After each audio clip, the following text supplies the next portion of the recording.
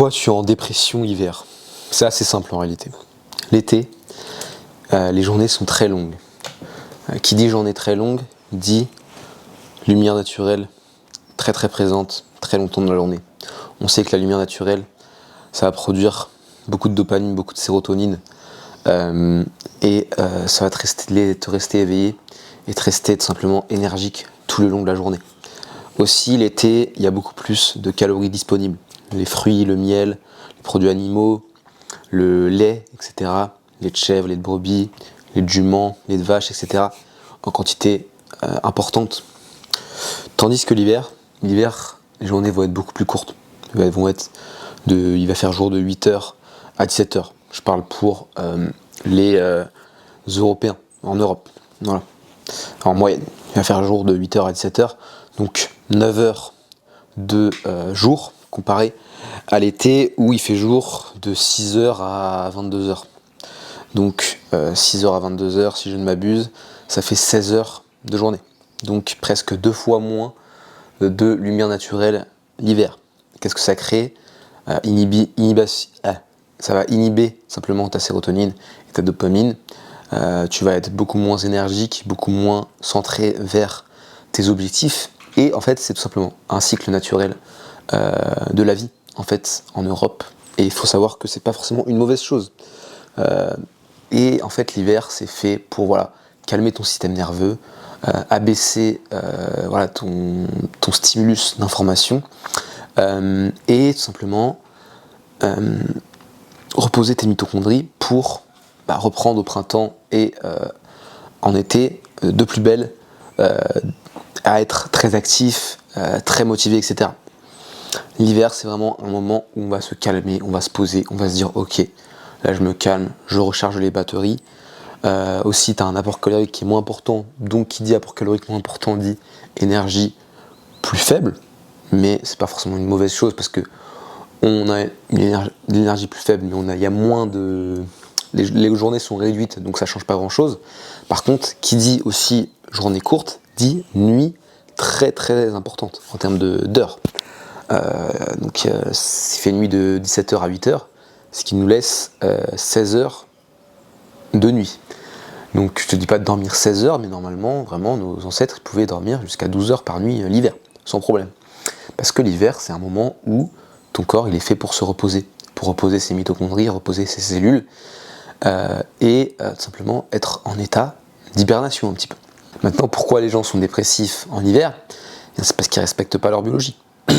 Ils vont rester sur un rythme d'été. Ils vont rester à se coucher à 23h alors qu'il faudrait se coucher à 20h, 21h, voire même plus tôt. Ils vont se lever à 9h, 10h, alors qu'il faudrait se lever vers 7h. Ils vont manger n'importe comment, évidemment. Ils vont manger plein de gâteaux, plein de sucreries, etc. Donc, c'est normal qu'ils se sentent dépressifs aussi. Comme je te l'ai dit, l'hiver, c'est fait pour se calmer, se poser. Sauf qu'avec notre monde moderne, évidemment, que tu sois étudiant ou que tu travailles, tu as plein de stresseurs qui ne devraient pas être présents. L'hiver, c'est fait pour ne pas être stressé, être en mode chill, repos, chillax, tu vois. C'est l'été. Là, l'été, tu peux stresser ton corps, etc. Tu peux lui envoyer du stress physique, du stress mental, du bon stress naturel, évidemment. Je te parle pas de stress chronique, de fatigue ou de stress par rapport à ton patron qui t'embête, etc. Je te parle de vrai stress qui va vraiment être utile à ton corps et qui va en bonifier, tout simplement. En bénéficier plutôt.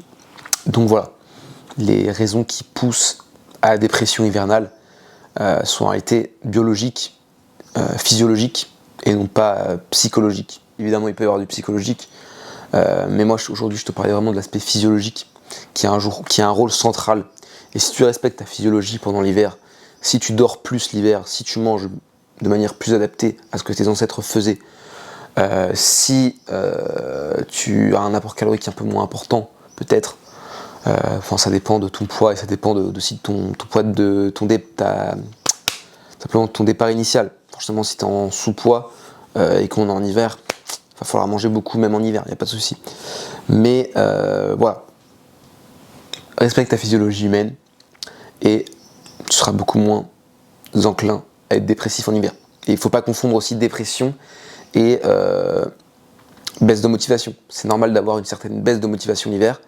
Il ne faut pas le prendre comme une mauvaise chose, il faut le prendre comme quelque chose où ton corps va permettre de récupérer, va permettre de simplement se reposer et d'aller de plus belle en printemps, quand les fleurs vont de nouveau pousser. Il faut savoir que les Scandinaves, grâce au fait qu'il y avait des journées qui étaient très courtes comme ça, donc ils avaient beaucoup plus de mélatonine qui était produite dans leur corps, et c'est en partie grâce à ça, avec la consommation de produits laitiers, etc., avec la consommation de produits laitiers aussi, qui leur a permis de grandir, parce qu'ils dormaient beaucoup, et le fait de dormir, ça va régénérer tes cellules, ça va te permettre de grandir.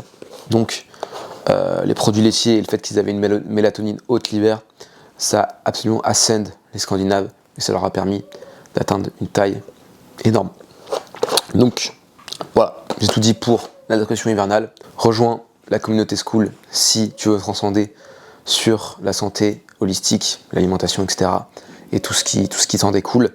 Si tu veux un coaching personnalisé en santé holistique, où je vais me baser sur la nutrition, la nature, évitement des toxines, etc., n'hésite pas à m'envoyer un message sur Instagram où je te répondrai dans les plus brefs délais. On se dit à la prochaine, prends soin de ta santé, prends soin de ta saison hivernale et salut.